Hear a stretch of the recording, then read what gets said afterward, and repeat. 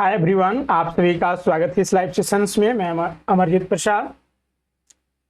आज के इस सेशंस में हम लोग बायोलॉजी के रिगार्डिंग डिस्कस करेंगे, जो कि आपके एग्जाम जेटेट 1 to 5 और 6 to 8 दोनों के लिए महत्वपूर्ण होगा। अगर हम 6 to 8 की बात करें तो यह टॉपिक जो है बायोलॉजी आपके पेपर 4 में पूछे जाएंगे, जो कि अदर जो दो सब्जेक्ट्स के साथ कम्बिनेशंस होगा, या तो फिजिक्स, केमिस्ट्री, बायो, इनमें से किन्हीं भी दो के साथ आप कंबाइन ले सकते हैं बायोलॉजी। तो आज हम लोग बायो के रिगार्डिंग जो है यहाँ पर डिस्कस करेंगे, और इसमें जो हम लोग आज टॉपिक देखने वाले हैं वह डाइवर्सिटी ऑफ लाइफ, यानी जीवों में विविधता।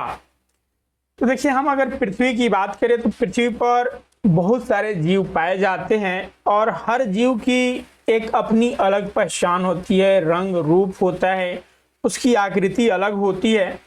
तो अगर हम उस पॉइंट ऑफ व्यू से देखें तो जीवों में जितनी विविधता है, यानी कि जितने टाइप्स के जीव हैं, अगर हम उन सभी का स्टडी करें अलग अलग तरह से, यानी अलग अलग जीवों के लिए अलग अलग, तो हमारे लिए एक काफ़ी मुश्किल भरा काम है।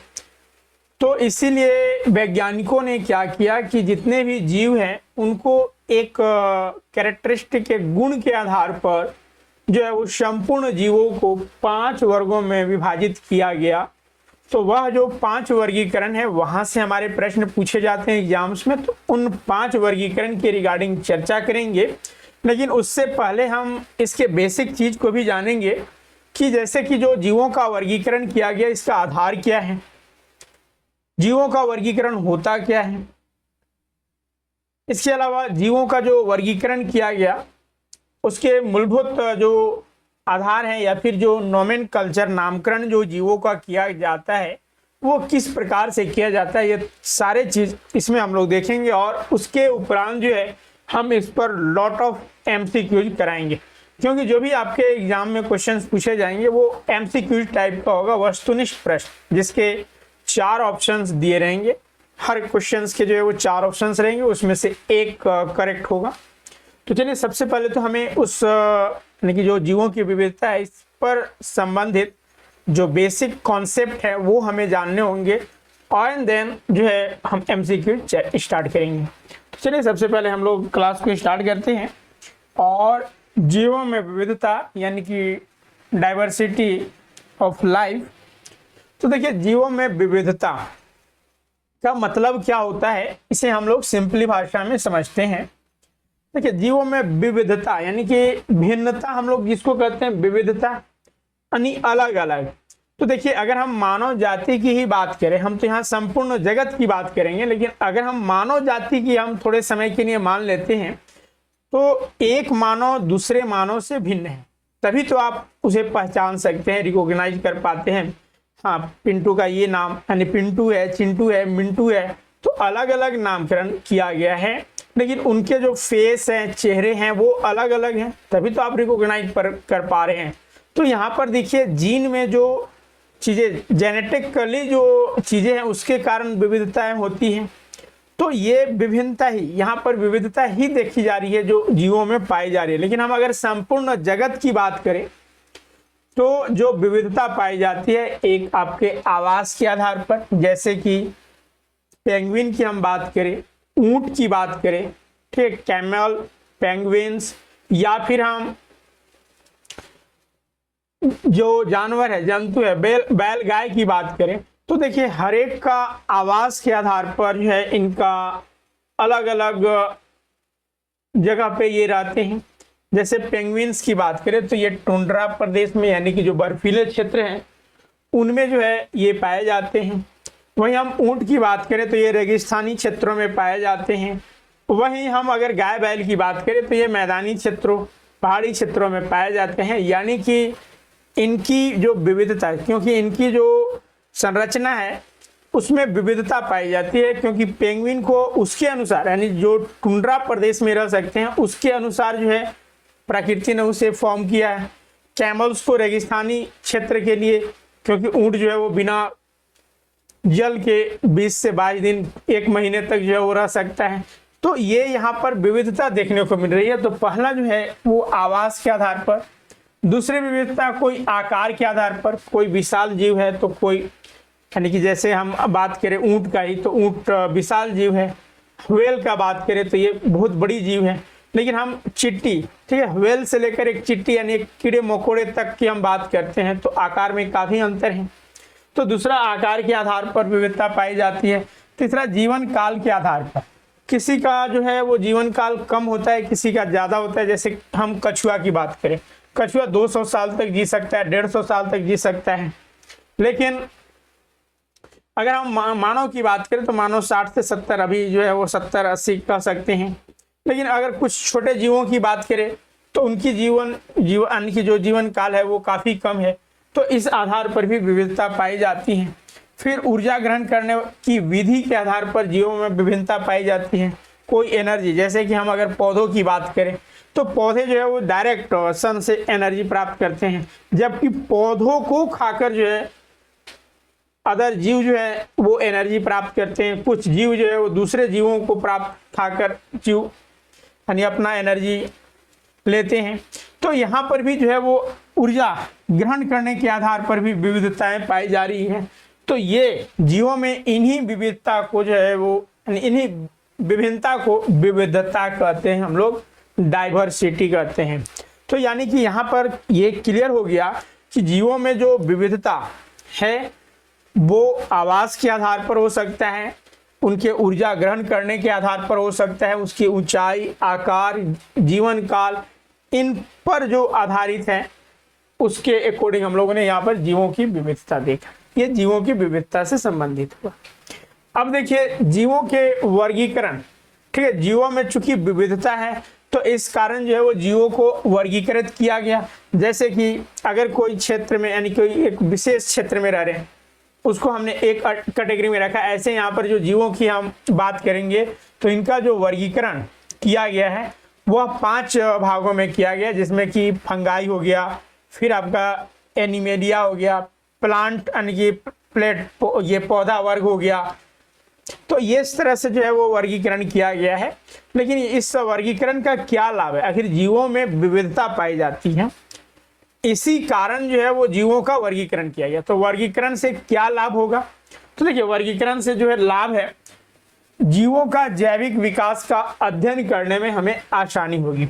अगर एक कैरेक्टरिस्टिक वाले जीव को हम एक समूह के अंतर्गत रखते हैं तो हम आसानी से उस पूरे ग्रुप के जीव का स्टडी कर सकते हैं।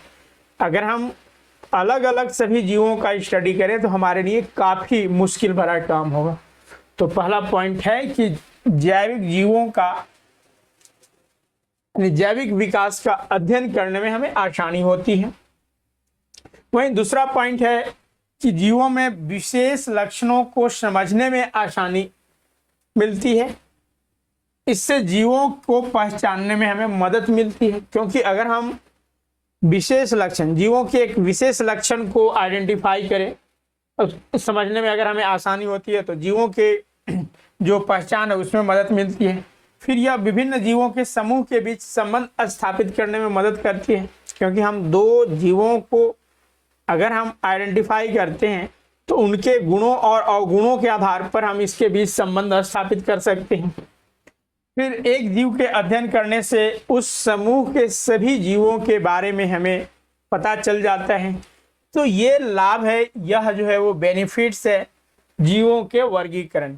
इसी कारण जो है वो जीवों का वर्गीकरण किया गया, क्लासिफिकेशन ऑफ एनिमल्स या लिविंग बीइंग। तो ये हम लोगों ने देखा। अब जीवों का जो वर्गीकरण किया गया, हम लोगों ने देखा पहले स्टेप में कि जीवों का विविधता क्या होता है, दूसरे में वर्गीकरण का लाभ क्या है, तीसरे में हम लोग देखेंगे कि जीवों का जो वर्गीकरण किया गया उसका आधार क्या है, हम किस आधार पर जो है वो जीवों का वर्गीकरण करेंगे। ये तथ्य यहाँ पर जैसे एग्जाम में आपसे पूछ दिया जाएगा कि जीवों का वर्गीकरण करने का आधार निम्न में से क्या है, 4 ऑप्शंस रहेंगे। तो देखिए आधार क्या क्या है। तो देखिए जीवों में उपस्थित सभी संभावनाओं के आधार पर एक समूह बनाया जाता है और विभिन्न तत्वों के आधार पर उन्हें अलग रखा जाता है, जिसमें कि देखिए जीवों के वर्गीकरण का सबसे पहला आधारभूत लक्षण है जीवों की कोशिकीय संरचना और कार्य।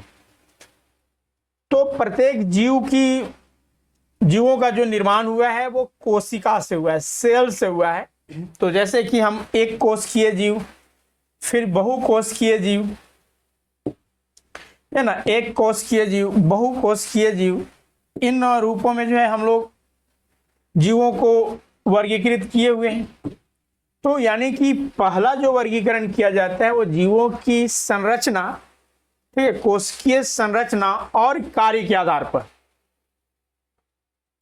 दूसरा एक कोशिकीय और बहुकोशिकीय जीव, ठीक है, यानी कि जीवों की जो कोशिका की जो नंबर ऑफ सेल्स जो है, कोशिका कितने, जैसे कि अगर कोई एक कोशिकीय जीव है जैसे अमीबा हो गया, हाइड्रा हो गया, तो इनमें एक ही कोशिका पाई जाती है। लेकिन हम मानव की बात करें, एनिमल्स की बात करें, तो इसमें बहुत सारे कोशिकाएं पाई जाती है। तो एक तो इस आधार पर कर सकते हैं कि नंबर ऑफ सेल्स कितने हैं, कोई विशालकाय है, कोई जो है वो छोटा है, तो उनमें सेल्स के आधार पर तो एक कोशिकीय और बहुकोशिकीय। फिर कोशिका भीति वाले जीव और कोशिका भीति रहित वाले जीव, जैसे कि सेल वॉल। तो देखिए सेल वॉल क्या होता है कि पौधों में ही पाया जाता है, या फिर कुछ अन्य और जीव जैसे कवक वगैरह में पाए जाते हैं। तो जिनमें कोशिका भीति पाई जाती है उनको हम एक कैटेगरी में रखेंगे, जिनमें नहीं पाई जाती है, जंतुओं में या नहीं पाई जाती है, तो उसको अलग कैटेगरी में रखेंगे। तो ये भी एक आधार हो सकता है। फिर अगला जो वर्गीकरण करते हैं वो प्रकाश संश्लेषण करने वाले जीव या फिर प्रकाश संश्लेषण नहीं करने वाले जीव, जैसे कि जो पौधे हैं, ठीक है, जो पौधे, अधिकांश पौधे प्रकाश संश्लेषण की क्रिया करते हैं, तो इसे प्लांटी में रखा जाता है। वहीं कुछ जीव ऐसे हैं जो प्रकाश संश्लेषण की क्रिया नहीं करती हैं, जिसमें कि एनिमल्स आते हैं। तो इस आधार पर यानी कि हमें वर्गीकरण का आधार क्या हो सकता है, तो पहला कोशिका की संरचना और कार्य के आधार पर, दूसरा एक कोशिकीय और बहुकोशिकीय यानी कि कोश सेल, नंबर ऑफ सेल्स के आधार पर, तीसरा जो है वह है कोशिका भीति वाले जीव या फिर कोशिका भीति वाले जो जीव नहीं है उस आधार पर, एंड देन प्रकाश संश्लेषण जिनमें होता है और जिनमें नहीं होता है उस आधार पर हम जो है वो जीवों का वर्गीकरण कर सकते हैं। अब देखिए जीवधारियों का जो वर्गीकरण किया गया, तो इस क्षेत्र में जो अहम कार्य जो किए उनका नाम लिया जाता है और उनका नाम है लिनियस, कोरोलस लिनियस। अगर हम कोरोलस लिनियस की बात करें तो ये स्वीडिश प्राकृतिक वैज्ञानिक हैं और इन्होंने यानी इन्हीं के कार्य से एक वर्गीकरण व्यवस्था तैयार की गई, जिसका वर्णन उन्होंने अपनी किताब सिस्टेमा नेचुरे में किए हैं। यहां से पुस्तक भी पूछा जाता है, जैसे कि आपसे पूछा जाएगा कि वर्गीकरण, ठीक है, जीवों का वर्गीकरण का जनक किनको माना जाता है, तो जीवों के वर्गीकरण का जनक जो है वो कोरोलस लिनियस को माना जाता है, ठीक है, father of classification of organism Linnaeus, ठीक है। अब देखिए इन्होंने ही जो है सर्वप्रथम जीवों को वर्गीकृत करने का काम किया और इसका वर्णन इन्होंने सिस्टेमा नेचुरी, जो कि इन्हीं की पुस्तक है, उसमें इन्होंने किया। अब देखिए इन्होंने 1758 ईस्वी में द्विनाम पद्धति की भी संकल्पना सामने रखी, जैसे कि जो भी जीवों का नाम रखा जाता है वो द्विनाम पद्धति के माध्यम से। अब ये द्विनाम पद्धति क्या है और इसमें क्या क्या चीज को प्रायोरिटी दिया जाता है, यहाँ पर हम लोग देखते हैं। तो अब देखिए द्विनाम पद्धति के बारे में हम लोग जानते हैं। कोई भी जो जीवों का नाम होता है, आप लोग देखते होंगे कि एक वैज्ञानिक नाम होता है, तो वह जो वैज्ञानिक नाम है वो द्विनाम पद्धति, बाइनोमियल नोमेनकल्चर उसका होता है। और यह बाइनोमियल नोमेनकल्चर जो है किनकी देन है, तो कोरोलस लिनियस की ही देन है। तो अब देखिए इस प्रणाली के अनुसार हर जीवों के नाम में दो शब्द होते हैं। ठीक है, यह जो दो शब्द होता है, ठीक है, पहला पद वंश, ठीक है, जेनेरिक्स के आधार पर, वंश के आधार पर, और दूसरा शब्द जो होता है वो विशिष्ट शब्द, वो जाति के आधार पर। जैसे हम होमोसेपियंस कहते हैं, होमोसेपियंस,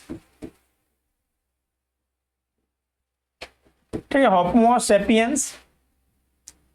तो अब देखिए होमोसेपियंस, ये होमो जो है वो वंश बता रहा है और सेपियन जो है वो जाति, स्पीसीज बता रहा है। और होमोसेपियंस किनका वैज्ञानिक नाम है? तो मनुष्य का नाम है। तो उसी तरह से हर जीव का जो है वो एक ये साइंटिफिक नाम होता है, वैज्ञानिक नाम होता है, जो कि नोमेन यानी कि बाइनोमियल नोमेनकल्चर पर होता है, द्विनाम पद्धति पर होता है। तो यहाँ से प्रश्न पूछा जाता है कि इसमें जो दो पद होते हैं उसमें पहला पद क्या होता है? तो वंश होता है, और दूसरा जो पद होता है वो जाति पद होता है, यानी कि स्पीसीज से संबंधित नाम होता है। अब देखिए इन दोनों पदों के मिलने से जाति का नाम बनता है, और वर्गीकरण की प्रतिष्ठित प्रणाली जीवों को दो वर्गों में विभाजित करती है, जिसमें एक पादप और दूसरा प्राणी। यही ना है, अगर जो जीवों की प्रणाली पाई जाती है पृथ्वी पर वो दो तरह के हैं, एक या तो पादप के अंतर्गत आएंगे या दूसरा जीवों के अंतर्गत, एनिमल्स के अंतर्गत। एनिमल्स के अंतर्गत पादप को छुड़ाकर यानी पौधों को छुड़ाकर जो भी जीव आते हैं वो प्राणी के अंतर्गत आ जाते हैं। तो यहीं से बायोलॉजी यानी कि जीव विज्ञान के दो ब्रांच बने हैं, एक बॉटनी और दूसरा जूलॉजी। ठीक है, जूलॉजी के अंतर्गत यहाँ पर देखिए इनका दो जो वर्ग बना हुआ है, एक आपका बॉटनी और दूसरा जूलॉजी। तो देखिए जूलॉजी में क्या है कि हम जीवों का अध्ययन करते हैं, जबकि बॉटनी में क्या है कि हम पौधों का, ठीक है, जो पौधा है, पेड़ पौधे हैं, उनका अध्ययन करते हैं। अब देखिए जूलॉजी के जो संस्थापक या फिर जनक माने जाते हैं वो अरस्तु को माना जाता है।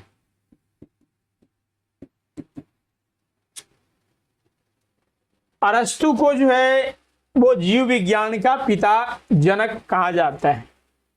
तो यहां पर आप लोगों ने देखा कि जो वर्गीकरण की प्रतिष्ठित प्रणाली जो है वो जीवों को दो वर्गों में बांटता है, किस किस में? पौधों में और प्राणी में। अब देखिए जीवों की जो है वो 5 जगत किंगडम्स में बांटा गया है, यही जो पादप और प्राणी है। ठीक है, यानी कि जो संपूर्ण पृथ्वी पर जो जीव हैं उनको 5 वर्गों में विभाजित किया गया है, जिसे हम किंगडम या फिर जगत कहते हैं, 5 किंगडम या फिर 5 जगत।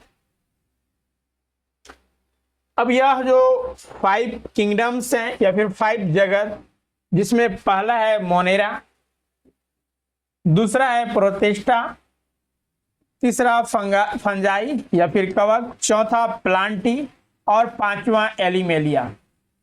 ठीक है, ये 5 जो है वर्गीकरण, जीवों का जो वर्गीकरण किया गया है इन 5 समूहों में किया गया है। और यह जो 5 वर्गीकरण का प्रस्ताव जो दिया गया वो वीटेकर के द्वारा दिया गया। ठीक है, तो अल्बर्ट हैकेल, रॉबर्ट वीटेकर और कार्ल बोश नामक जैव वैज्ञानिकों ने सारे सजीवों का जगत, ठीक है, किंगडम नामक बड़े वर्गों में विभाजित करने का प्रयास किया। तो इनमें जो अहम रोल प्ले किए वो वीटेकर ने। वीटेकर के द्वारा, ऐसे हम लोग अगर बात करें तो वीटेकर से पहले जो था वो 4 किंगडम्स ऑलरेडी फॉर्म हो चुका था हैकेले और बोर्स के द्वारा, जिसमें कि प्लांटी, एलिमेनिया, मोनेरा और प्रोटिस्टा। 5वां किंगडम्स जोड़ने वाले जो थे वो वीटेकर, जिन्होंने फंगाई को जोड़ा था। लेकिन हम लोग संपूर्ण रूप से यहाँ पर जो मानते हैं वो वीटेकर ने जो है वो 5 किंगडम्स, जीवों का जो वर्गीकरण 5 किंगडम्स जगत में किए, जिसमें कि पहला जो था वो मोनेरा, प्रोटिस्टा, फंगाई, ये प्लांटी एंड एलिमेनिया। यह जो समूह का वर्गीकरण किया गया, हमने अभी पीछे पढ़ा कि वर्गीकरण का आधार अलग अलग हो सकता है, जिसमें कि हमने बताया था कि जीवों का जो है वो कोशिकीय कार्य और संरचना के आधार पर, एक कोशिकीय और द्विकोशिकीय यानी कि कोशिका के नंबर्स के आधार पर। लेकिन यहां पर जो 5 वर्गीकरण किया गया विटेकर के द्वारा, ये समूह कोशिकीय संरचना, ठीक है। अब देखिए, यह जो वर्गीकरण किया गया है, यहां से प्रश्न पूछे जा सकते हैं आपके। तो यह जो वर्गीकरण किया गया किस आधार पर किया गया, तो कोशिकीय संरचना, जो सेल का स्ट्रक्चर है। दूसरा, पोषण के आधार, जो वो न्यूट्रिएंट्स लेते हैं, जो आहार लेते हैं, उसका स्रोत क्या है। फिर जो है वो स्रोत और तरीके तथा शारीरिक संगठन के आधार, उनकी शारीरिक संरचना कैसा है, इस आधार पर विटेकर के द्वारा पूरे सजीव जगत को 5 वर्गों में विभाजित किया गया। मोनेरा, प्रोटिस्टा, फंजाई, प्लांटी और एनिमेलिया के रूप में। तो यहां तक क्लियर होगा आप लोगों का कि जो 5 वर्गीकरण किया गया और इसका आधार क्या था। अब आगे आते हैं और यहां पर किंगडम, ठीक है। किंगडम जैसे कि जो 5 वर्गीकरण किया गया, तो अगर हम किंगडम्स की बात करें तो ये सबसे, हमने बताया कि किंगडम सजीवों का जो सबसे बड़ा वर्ग जो हो सकता था, उसे जो है वो किंगडम कहा गया। इसके नीचे जो है ये सारे आते हैं, ठीक है। किंगडम्स को हम लोग फाइलम और डिवीजन, ठीक है, जंतु और पादप में हम लोग डिवाइड करते हैं। यहां पर जो किंगडम्स है, इसके नीचे क्या आते हैं, जैसे कि एक स्पीसीज से जो है हम किंगडम्स तक कैसे पहुंचते हैं। तो देखिए, अगर हम स्पीसीज से पहुंचे, ये सबसे छोटा जो है इकाई है किसका, किंगडम्स का। कभी कभी यहां से प्रश्न पूछ दिया जाता है कि जगत का, ठीक है, किंगडम्स का सबसे छोटी इकाई कौन सी है, स्पीसीज। इससे बड़ी, क्योंकि बहुत सारे स्पीसीज मिलकर एक वंश, जीन्स का निर्माण करते हैं, वंश का निर्माण करते हैं, और बहुत सारे वंश मिलकर एक कुल, फैमिली का निर्माण करते हैं। उसके बाद गण बनता है, उसके बाद वर्ग बनता है, और बहुत वर्गों के समूह को हम लोग किंगडम्स कहते हैं। तो यह एक ऑर्डर है। यहां से अगर चलते हैं तो ये बढ़ते क्रम में है, अगर ऊपर से जाते हैं तो ये घटते क्रम में है। सबसे ऊपर कभी कभी अरेंज करने के लिए दे देता है 5 आपका जो है, यानी कि ये जो है वो आपको ग्रुप दे देगा और कहेगा कि इसको बढ़ते क्रम में या फिर घटते क्रम में बताइए। तो आपको ये ऑर्डर याद रखना है। सबसे जो बड़ा है वो जगत, किंगडम है, दूसरा जो है वो क्लास, वर्ग है, तीसरा गण, ऑर्डर है, चौथा फैमिली यानी कुल है, 5वां जो है वो जीन्स, वंश है, और छठा यानी सबसे नीचे जो सबसे छोटी इकाई है वो है जाति, स्पीसीज। तो ये तो हुआ ऑर्डर। इस ऑर्डर को आपको ध्यान में रखना है। अब आगे आते हैं और यहां पर देखिए, अब विटेकर जिन्होंने 5 जो है वो वर्गीकरण में विभाजित किया, जिसमें कि प्रोटिस्टा यानी कि जो 5 वर्गीकरण था, उसमें अगर हम लोग देखें तो सबसे पहले मोनेरा था, ठीक है, फंजाई, फिर यानी कि प्लांटी, एनिमेलिया। तो अब इनके बारे में हमें एक एक का जो है वो यहाँ पर डिस्कशंस करना है। तो अब चलिए हम लोग 1 बाय 1 करके यहाँ पर डिस्कशन करते हैं। तो ये विटेकर के द्वारा जो प्रस्तुत किया गया जगत जीवों की 5 जो समूह, उसमें पहला है मोनेरा। अब देखिए, मोनेरा हम किसको कहेंगे, जीवों का एक किंगडम्स है, जो 5 किंगडम्स विटेकर के द्वारा दिया गया, उसमें पहला जो किंगडम्स है वो मोनेरा है। अब देखिए, मोनेरा ये क्या होते हैं, तो ये एक प्रोकैरियोटिक्स अविकसित जीव है। देखिए, 2 तरह के जीव होते हैं। अगर कोई जीव है तो या तो वो प्रोकैरियोटिक हो सकता है या फिर यूकैरियोटिक। यूकैरियोटिक तो देखिए प्रोकैरियोटिक्स की अगर हम बात करते हैं तो वैसे जीव, वैसे कोशिका जिसकी केंद्रक विकसित नहीं है, यानी कि जो पूर्ण रूप से विकसित जीव नहीं है, ठीक है, अविकसित जिसका केंद्रक होता है, क्योंकि हर सेल में जो है वो एक केंद्रक होता है। तो अगर यह केंद्रक जो है वो विकसित न हो तो उसे हम प्रोकैरियोटिक्स कहते हैं, और इसमें खासकर एक कोशिकीय जीव आते हैं। लेकिन यूकैरियोटिक्स जिनमें केंद्रक विकसित होता है और ये जो है वो डेवलप प्राणी होते हैं, जिसमें कि मनुष्य यानी कि जीव आते हैं जो बहुकोशिकीय जीव होते हैं। तो यहाँ पर जो मोनेरा है, पहला फीचर से कि ये प्रोकैरियोटिक यानी कि अविकसित जीव है और एक कोशिकीय जीव इसमें आते हैं।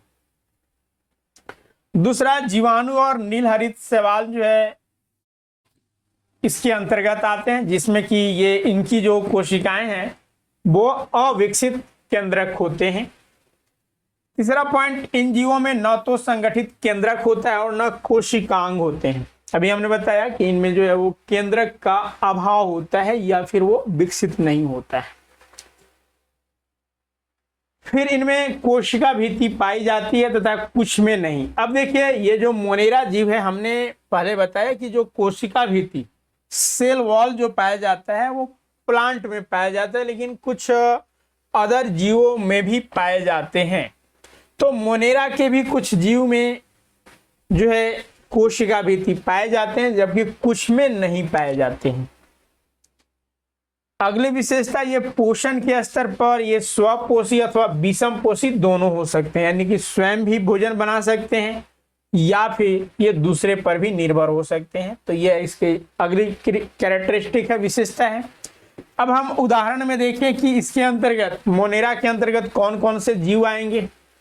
तो इसके अंतर्गत जो है जीवाणु, नीलहरित शैवाल, साइनोबैक्टीरिया एंड माइकोप्लाज्मा आएंगे।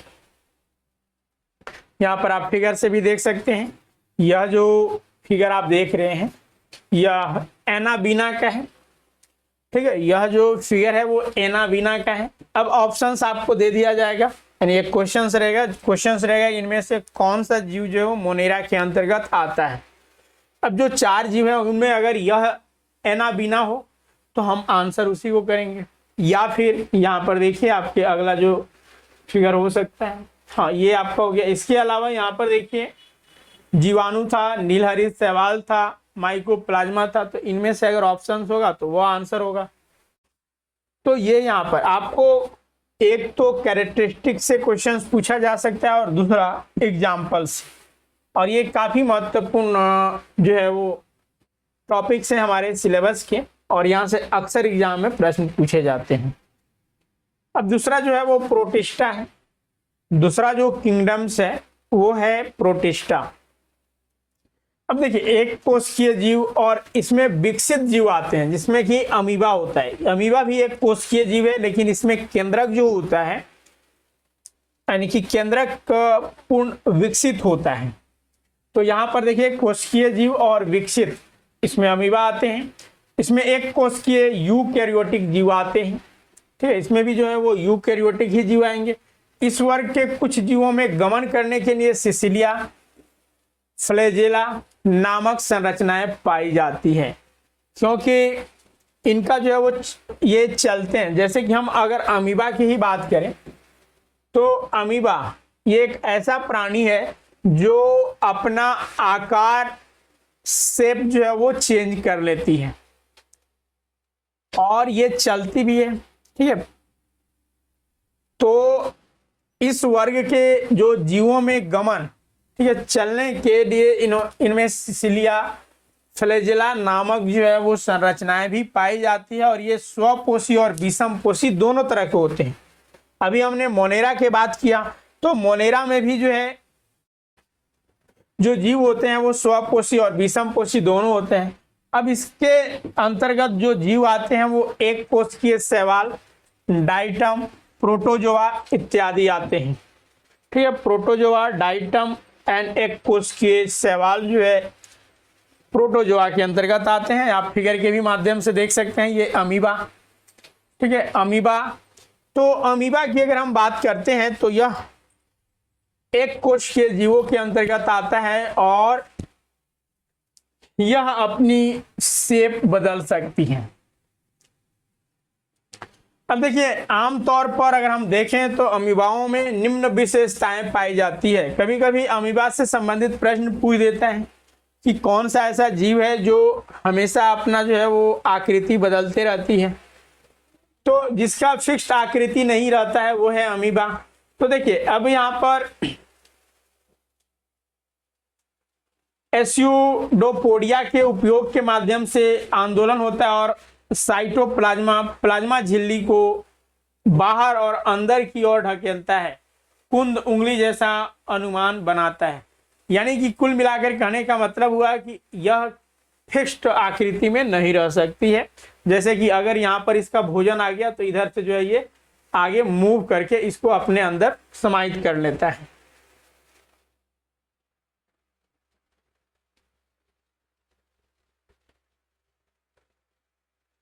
अब देखिए, अमीबा में अन्य कोशिकीय अंग भी होते हैं, जिसे सिकुड़ना हुआ रिक्तिकाएं, माइटोकॉन्ड्रिया, गोल्जी उपकरण एंड वसा ग्लोब्यूल्स। अमीबा में ये सारे अंग भी होते हैं जो कि मानव में भी, जैसे माइटोकॉन्ड्रिया आप लोग पढ़े हैं, रिक्तिका, ये तो ऐसे जो रिक्तिका है ये पौधों में जो है वो बड़े होते हैं। तो ये सभी भी जो है इनमें पाए जाते हैं। अब देखिए, प्रजनन जो है, प्रजनन की प्रक्रिया अमीबा में अलैंगिक माध्यमों से होती है, जैसे बाइनरी विखंडन। अमीबा यानी कि एक विशिष्ट अमीबा का जीवन काल 2 दिनों का होता है, क्योंकि यह द्विधारी विखंडन से गुजरता है और परिणाम स्वरूप जो डाउटर सेल्स है इसकी मूल कोशिका के समान होती है। इसलिए तकनीकी रूप से अमीबा को अमर कहा जाता है। ठीक है, कौन सा जीव अमर है? तो अमीबा, यहाँ पर देख सकते हैं आप। तो इस तरह के जो इम्पोर्टेंट पॉइंट्स है वो सभी यहाँ पर हम लोगों को ध्यान में रखना है। चलिए आगे आते हैं, और अगला है यूग्लिना। यूग्लिना भी जो है वह प्रोटिस्टा का ही जीव है। यूग्लिना के बारे में आपको थोड़ी सी जानकारी रखनी होगी। यूग्लिना से यहाँ से प्रश्न पूछा जाता है कि कौन सा ऐसा जीव है जो सजीव और ये कौन सा ऐसा जीव है जो पादप और जंतु दोनों का बिहेवियर शो करता है, या फिर किस जीव को पादप और जंतु की कड़ी कहा जाता है।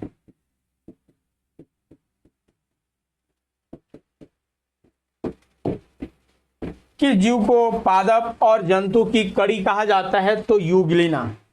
ठीक है, यूग्लिना में जो है फोटोसिंथेसिस भी होता है और ऐसे भी भोजन करता है, यानी कि इसमें जो है वो हरित लवक भी पाए जाते हैं। यह एक जीव होते हुए भी जो है इसमें दोनों कैरेक्टरिस्टिक पौधे और जंतु की पाई जाती है। वहीं एक क्वेश्चन हम इससे हटकर थोड़ी सी बता रहे हैं, कभी कभी प्रश्न पूछ दिया जाता है कि कौन सा ऐसा जीव है पृथ्वी पर जो सजीव और निर्जीव के बिहेवियर को, यानी सजीव और निर्जीव की कड़ी कहा जाता है। तो अगर हम सजीव और निर्जीव की कड़ी की बात करें तो वायरस, विषाणु है। ठीक है, विषाणु जिसे हम एक क्रिस्टल के फॉर्म में स्टोर भी कर सकते हैं, और ये सजीव के रूप में भी होता है, जिससे कि आपको विभिन्न प्रकार के इन्फेक्शन बीमारियां भी होती है। तो यानी कि यह जो विषाणु है वो सजीव और निर्जीव की कड़ी है। सजीव व निर्जीव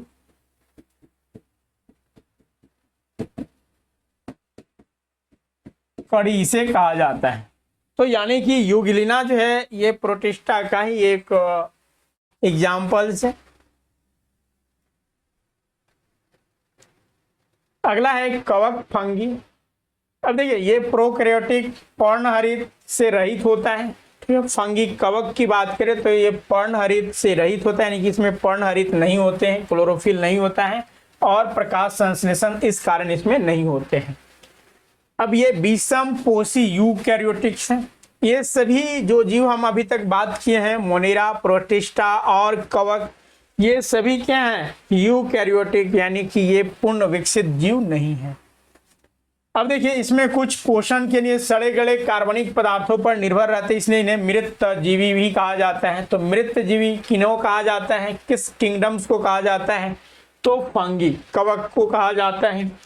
इसमें कुछ परजीवी भी होते हैं, पैरासाइट्स भी होते हैं, पैरासाइट जो कि दूसरे जीवों पर भोजन के लिए निर्भर रहते हैं। फंगाई अथवा कवक में काइटिन नामक जटिल शर्करा पाई जाती है।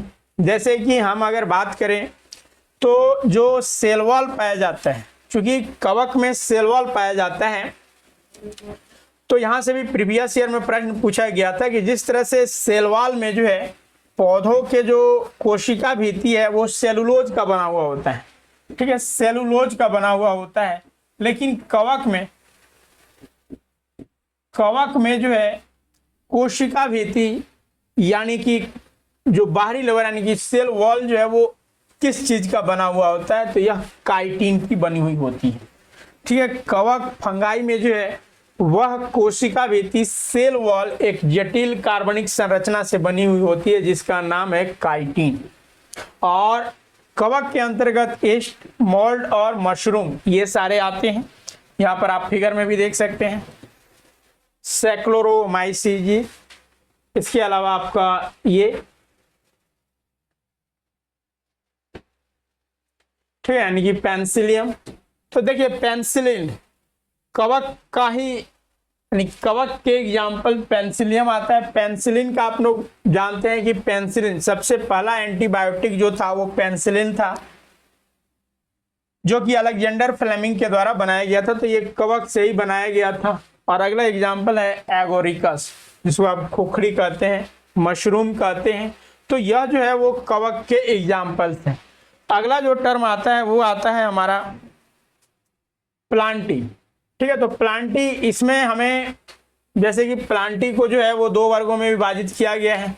फिर उसको जो है वो अगेन यानी प्लांटी को अगर हम लोग मूलभूत से देखें तो इसे 4-5 वर्गों में बांटा गया, जिसमें ब्रायोफाइटा, फिर जो है वो थैलाफाइटा, टेरिडोफाइटा। तो यहाँ से जो है हम लोग अगले सेशंस में चर्चा करेंगे। आज हम लोगों ने जो है यहाँ तक, ठीक है, यानी कि 3 किंगडम्स के बारे में डिस्कस किया। आगे जो 2 और किंगडम्स बचे हैं, ये 2 अपने आप में एक बड़े क्षेत्र को लेते हैं। तो हम लोग 1 बाय 1 करके प्लांटी पहले देखेंगे एंड देन जो है वो एनिमेलिया का चर्चा करेंगे, और उसके बाद जो है हम लोग इससे संबंधित लॉट ऑफ एमसीक्यू देखेंगे। तो आज के सेशंस को हम लोग यहीं पे रखते हैं।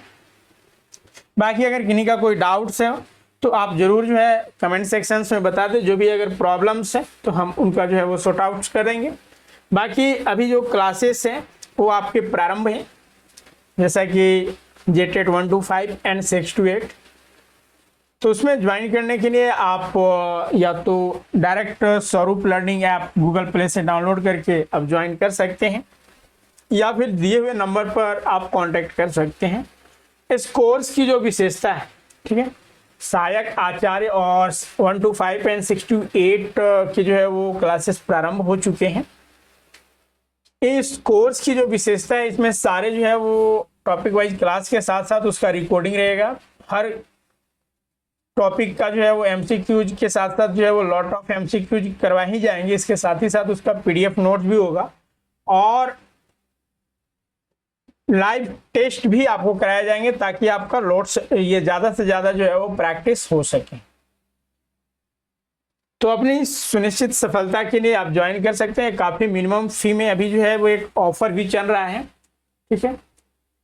यह ऑफर जो है वो आपको शिक्षक दिवस को लेकर दिए जा रहे हैं। तो इस ऑफर का लाभ उठाएं और अब जो है वो जल्द से जल्द इनरोल्स करें और अपनी तैयारी को बेहतर करें। तो जैसे कि 1 to 5 के लिए जो अभी फी है वो 4000 पड़ रहा है, इस सहायक आचार्य की रिगार्डिंग बता रहे हैं। वहीं 6 to 8 SST का 5000, 6 to 8 कॉमर्स का 5000 एंड मैथ एंड साइंस का 5500 तथा जो भाषा टीचर्स हैं 6 to 8 के लिए वह प्राइस जो है वो 5500 ये ऑफर के बाद है। और ये एक काफ़ी जो है वो आपको एडिशनल डिस्काउंट यहाँ पर दिए जा रहे हैं 1000 का। ऐसे रेगुलर फ़ी जो है वो 1000 इनसे ज़्यादा यहाँ पर आप देख सकते हैं रेगुलर फ़ी। तो इस कोर्सेस में इन फी में आप इनरोल्स करके अपनी सफलता को सुनिश्चित करें। तो आज के लिए इतना ही। Thank you all of you.